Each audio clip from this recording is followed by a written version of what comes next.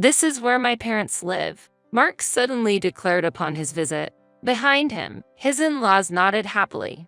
I was in the middle of an online meeting and quickly apologized to the other party before ending the call. I had even told them about a meeting at 1 p.m. Irritated, I turned my gaze towards the door. "Why did you come all of a sudden?" I asked them, maintaining my composure. My father-in-law proudly replied, "We'll pay off the mortgage, so please leave." It was hard to suppress a laugh at his statement. My mother-in-law had never worked, and my father-in-law was just staying at home without any employment. Yet, Mark was completely in favor of his parents' opinion. Disappointed by his stance, I considered divorce. "Then, I'll leave," I quickly replied, to the surprise of all three of them. "The mortgage of the house is $5,000 per month." With an inward smile, I began to pack seriously. Luckily, I had a business trip scheduled for a week starting from the next day. With my suitcase and bankbook ready, I headed to the entrance. "Goodbye then," I said that as I left the house. First, I'd start by transferring the house's title to Mark. I felt excited thinking about my future plans. My name is Shelley Owen. I am 47 years old and work as a web designer. I went independent 5 years ago and have been fortunate enough to receive many projects. As a result, I've earned more than 5 times my previous salary and now live on the top floor of a high-rise condo. I met Mark, my husband, 3 years ago through Ashley, my former boss.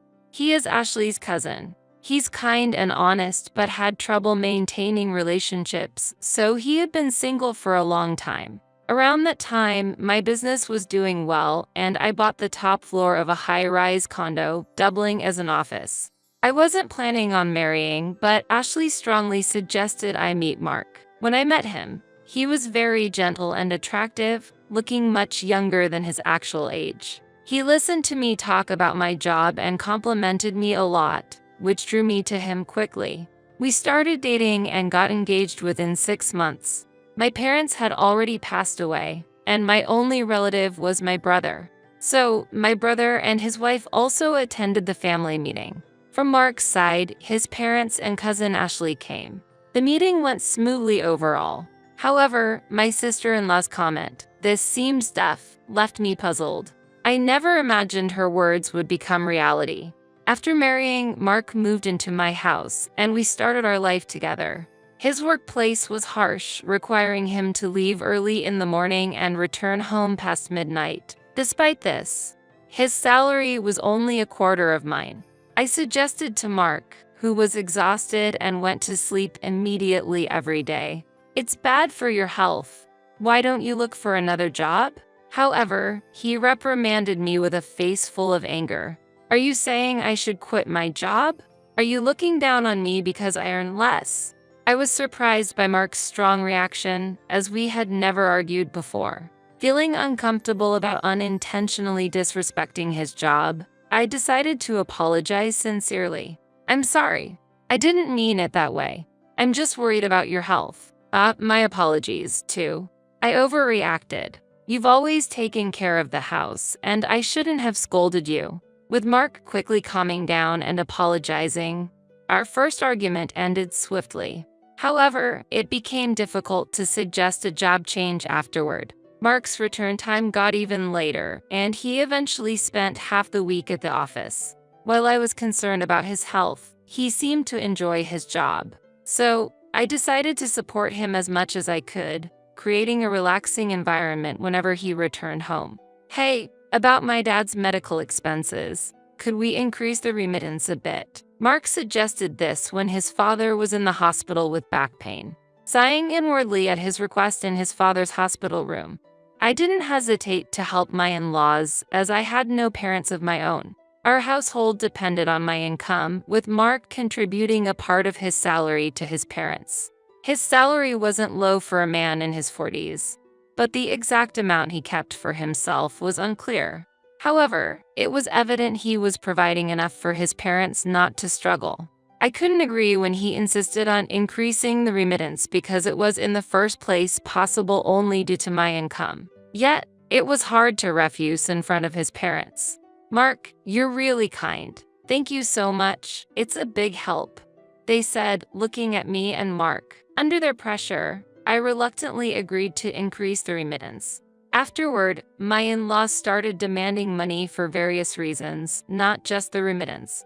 I wanted to refuse, but they knew I would say no, so they approached Mark instead. Especially weak to his mother's requests, Mark often decided to increase the remittance whenever she asked. And on the day his father returned from the hospital, after sending my in-laws off in a taxi, Mark and I returned home only to find, surprisingly, that his parents, who were supposed to have gone home, were waiting outside our house. It's tough for Dad to climb our stairs, so I thought we'd take care of him here until his back is fully healed. "What? You can't just spring that on me." My surprised reaction made my mother-in-law frown. My father-in-law stood in front of the door as if to say, "Let us in quickly." "Mark, that's okay, right?" "Of course. Don't worry," Mark replied, and I stared at him in shock. He avoided my gaze. From his reaction, I realized that Mark and his parents had already discussed this. "Fine. You can stay here until you're fully recovered," I said that reluctantly and invited my in-laws inside. They looked around the house and sat on the living room sofa. "Look, they live in such a nice house. Our house is 50 years old and falling apart, right, Dad?" "Yeah, it's really run down. Getting old is tough." My in-laws conversed, and Mark just nodded. It seemed they planned to stay here for a long time. To be honest, since I was sending them a substantial amount of money every time, living together might be less of a financial burden. However, that's not enough reason to accept living together. Renovating old houses is trendy these days. "How about doing that, Mark?" I suggested. "Yeah, maybe," Mark replied vaguely. 2 years into our marriage, though it's supposedly still in the honeymoon phase, we hardly spend time together.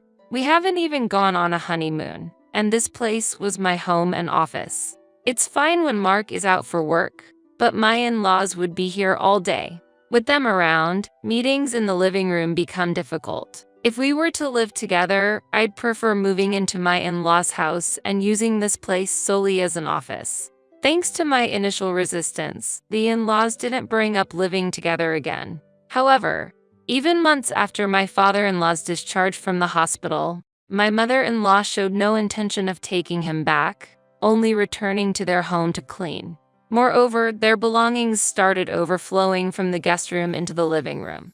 "Mark, your dad seems perfectly healthy now. He even went bowling today. Maybe it's time for them to go home." "What are you saying? Sending my dad back with his bad back is cruel. What if it gets worse?"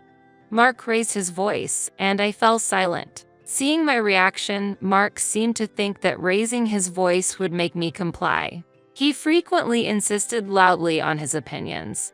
Though I didn't always comply, opposing him led to my mother-in-law siding with Mark, putting me in a 3-to-1 disadvantage. This went on for 2 years.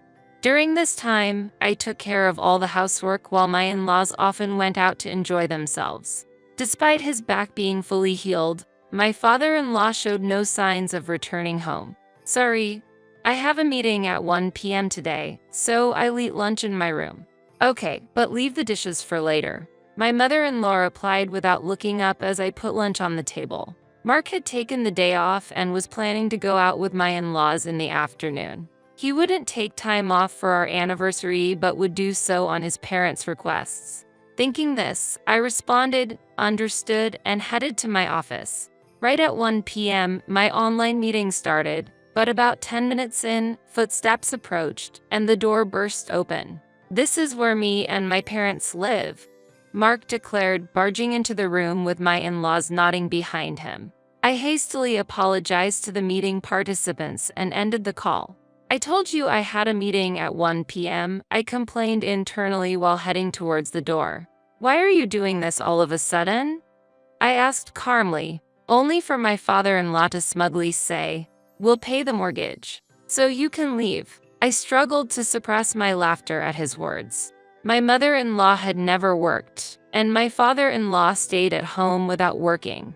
Yet, Mark completely supported them. Deciding on divorce, I simply said, "All right, I'll leave," surprising all 3 of them. The house mortgage is $5,000 per month. Smiling inwardly, I started packing with a serious expression. Luckily, I had a week-long business trip starting the next day. With my prepared suitcase and bank book, I headed for the entrance.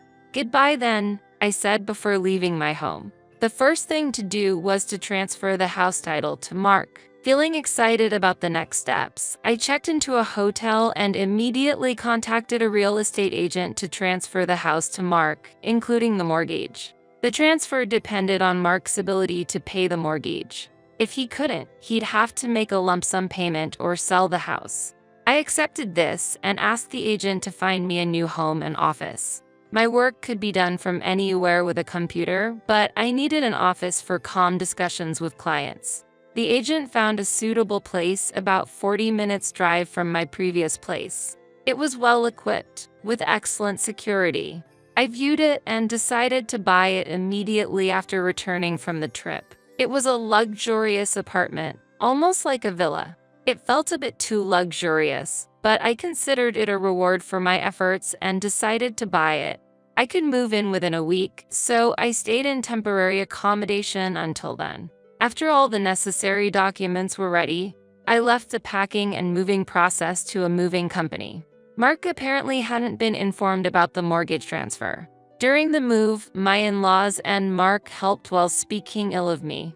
When the movers finished, one commented, "You have a difficult family," making me blush with embarrassment. A week later, after settling into my new home, I received a call from Mark. "Shelly, what's this about changing the mortgage?" he asked anxiously, with his father shouting in the background, "Tell her to come back quickly."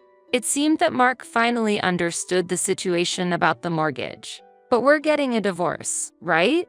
It's unfair for me to pay the mortgage if you're the ones living there." "Divorce?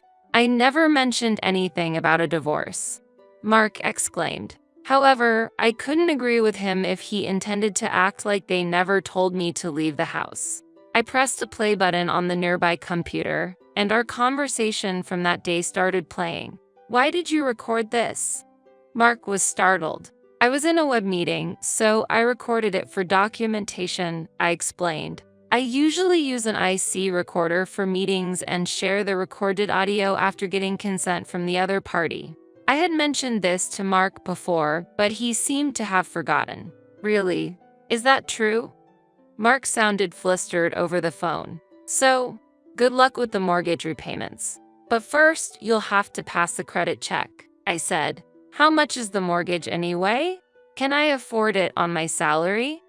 Mark asked, which made me laugh. I had clearly informed him about the monthly mortgage amount when we got married, and I had shown him all the documents. But it seemed he never paid attention, thinking I would end up paying. "Let's see if you can. The mortgage is $5,000 a month." "What? Didn't you hear me? I'll say it again. The monthly mortgage amount is $5,000. Did you hear that?" Upon hearing the mortgage amount, Mark was speechless on the other end of the phone. I could hear his mother asking, "Mark, how much is it? $1,000? Maybe $2,000? Either way, it can't be that much." Mark was too shocked to answer her question. Then his mother took the phone, and I had a new conversation partner. "Where are you? The mortgage can't be that much." She sounded irritated and started to tell me how incompetent I was as a wife. She insisted that I should pay the mortgage because I had caused them trouble. After finishing her rant with a triumphant tone, she said, "Don't think you can come back for Mark's salary. We won't help you anymore." It seemed Mark hadn't told his parents about his actual salary. A son who sends us so much money every month can't be struggling financially. He'll keep taking care of us, so we have no worries. His mother confidently continued. I couldn't help but burst into laughter while listening to his mother boasting. My sudden laughter angered her. I decided to give her a dose of reality. $4,000. What? The mortgage? No, that's Mark's monthly salary. What? Really? She was shocked by my words and seemed frozen for a while, but then she started laughing. That's impossible. Mark has been sending us $4,000 every month. If his salary is really $4,000, he would have been sending us all of it. Stop lying.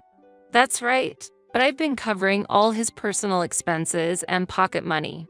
That's how he could send the money. That's a lie, she yelled, not believing me. I calmly pointed her to the evidence. Look at the shelf right by the entrance of the living room. You'll find Mark's salary slips there. If you doubt it, check for yourself. Humph, you're just lying, she said and headed to the indicated shelf. I could hear Mark trying to stop her in the background. Soon, her voice of surprise came through the phone. What? There's not even $4,000 here. Mark, what's the meaning of this? Mark's actual salary turned out to be even lower than I knew.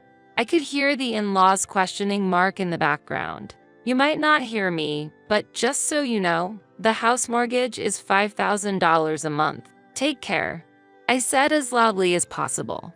Whether they heard me or not, I ended the call. Mark called again several times later, but I ignored them all. Let's discuss this through a lawyer from now on, I texted him and then ignored any further communication. The lawyer I hired dealt with frequent contacts in the following days, which soon quieted down. I promptly filed for compensation through my lawyer. After a while, a response came through my lawyer and I couldn't help but laugh at its contents. It seemed to be co-authored by a team of liars.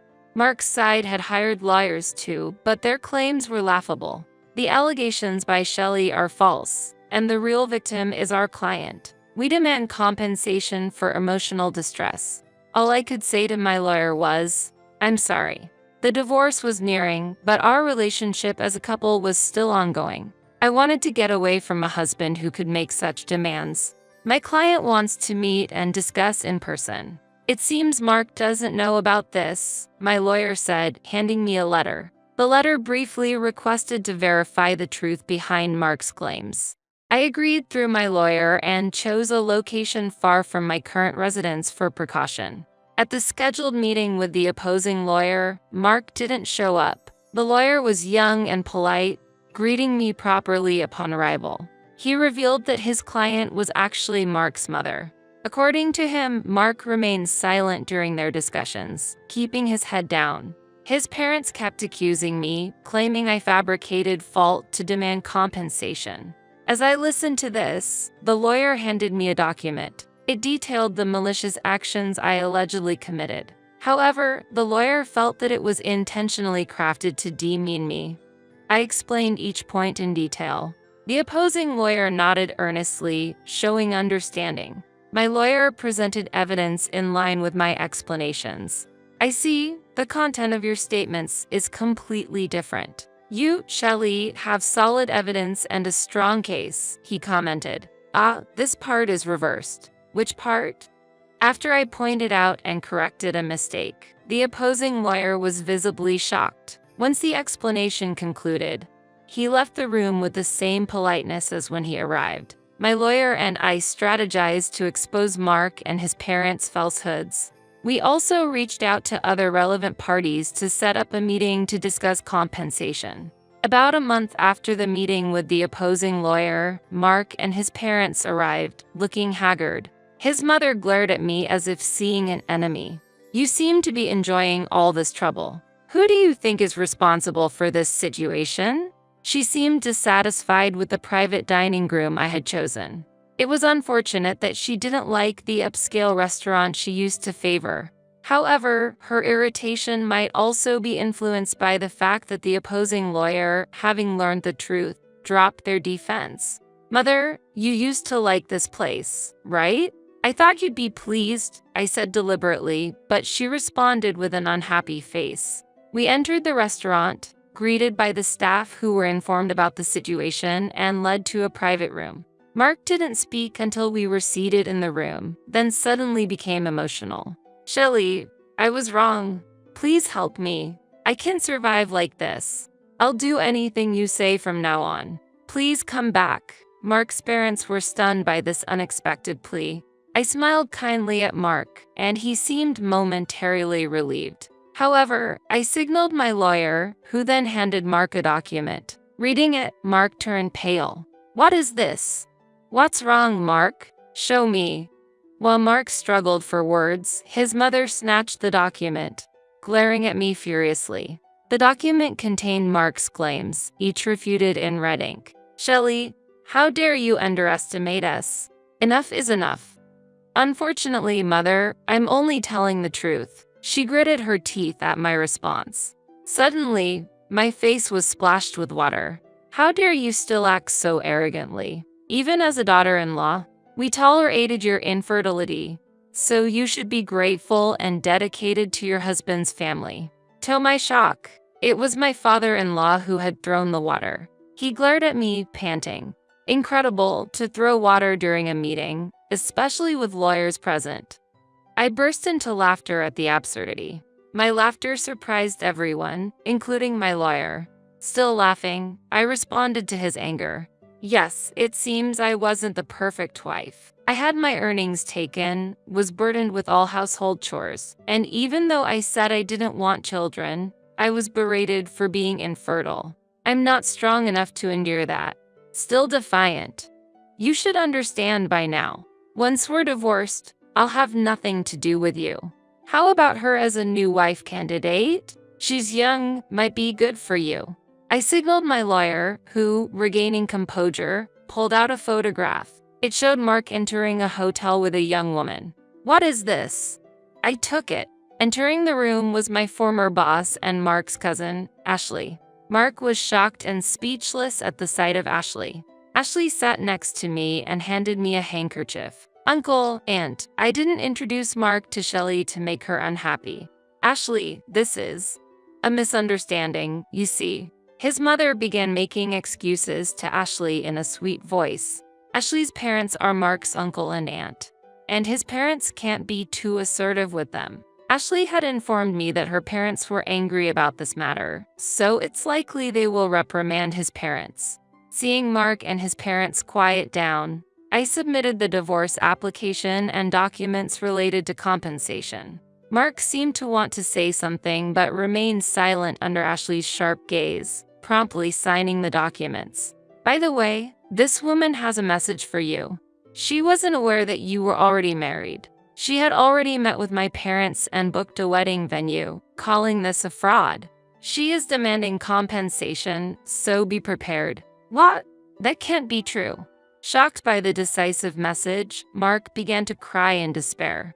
Mark had been matching with young women on a dating site multiple times. The woman in the photo was one of them and apparently deeply loved him. This revelation shocked his parents, too. His father, surprised by the situation, was stunned. Actually, Ashley had investigated Mark's infidelity, explained the situation to the woman, and introduced her to a lawyer. I never met the woman directly, but I was pained by her apology over the phone. "Shelley, divorce seems inevitable with irreconcilable differences. But about the house, shouldn't the mortgage payments be considered?" His mother started, so I informed her that Mark was now the owner of the house and that it was being sold because he failed the credit assessment. "No way." His mother slumped in despair. We then left the restaurant. Within a month, Ashley informed me that Mark and his parents had moved from the high-rise condo to an apartment. Due to his parents' spending habits, Mark's salary alone couldn't sustain them, and they had even asked Ashley for rent assistance. The compensation for both the deceived woman on the dating site and myself was being covered by Ashley's parents, with Mark repaying them. Surprisingly, Ashley had started dating Mark's former lawyer. She was drawn to his decisiveness. "We never know what life will bring," she said, looking very happy. As for me, I started blogging about these events, which unexpectedly garnered attention, leading to new opportunities as a writer. Enjoying writing, I lead a busy yet fulfilling life. In fact, since the divorce, I've been strongly pursued by a corporate executive I knew through business, and recently our relationship turned romantic. He's trustworthy and has suggested we live together, but I'm still pondering my response. In truth, my mind is already made up. I just need the courage to convey my decision. Looking forward to our date tomorrow. Today, I'm again seated in front of my computer,